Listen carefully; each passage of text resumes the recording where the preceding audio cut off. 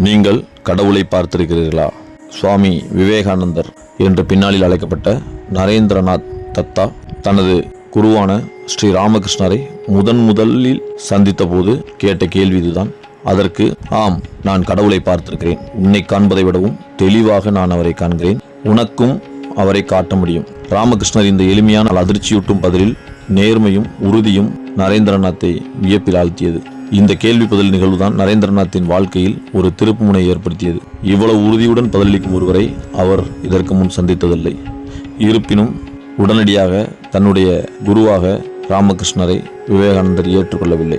நரேந்திரநாத் ஒரு தீவிர பகுத்தறிவாளர் மற்றும் மேற்கத்திய கல்வியில் ஊறியவர். எனவே அவர் ராமகிருஷ்ணரின் வார்த்தைகள், தியான நிலைகள் மற்றும் வித்தியாசமான ஆன்மீக அனுபவங்கள் அனைத்தையும் சந்தேக கண்ணுடனேயே அணுகினார். அவர் ராமகிருஷ்ணரின் உண்மையை சோதிக்க விரும்பினார். ராமகிருஷ்ணனின் கருத்துக்கள் மற்றும் போதனைகள் அனைத்தையும் அவர் கடுமையான கேள்விகள் மூலமும் தன் சொந்த அனுபவம் மூலமும் சோதித்து பார்த்தார். ராமகிருஷ்ணர் நரேந்திரநாத்தின் அருகில் சென்று அவரை தொட்டபோதெல்லாம் நரேந்திரநாத் ஒரு அமானுஷ்யமான தியான அனுபவங்களில் ஆழத் தொடங்கினார். இந்த அனுபவங்களால் பயந்த நரேந்திரர் இது வெறும் மாயை, ஹிப்னாட்டிசம் என நம்பி ராமகிருஷ்ணரை விட்டு விலகிச் செல்ல முயன்றார். நரேந்திரனின் குழப்பங்களையும் சந்தேகங்களையும் ராமகிருஷ்ணர் மிகச்சிறந்த அன்போடும் பொறுமையோடும் கையாண்டு நரேந்திரநாத்தை வற்புறுத்தாமல் இயல்பாக தன்னுடன் நினைத்துக் கொள்ளும் வரை காத்திருந்தார். நரேந்திரநாத் மீண்டும் மீண்டும் ராமகிருஷ்ணரை பார்க்க சென்ற போது மெல்ல மெல்ல அவரது அன்பாலும் ஞானத்தாலும் ஈர்க்கப்பட்டு தன்னுடைய குருவாக ஏற்றுக்கொண்டார்.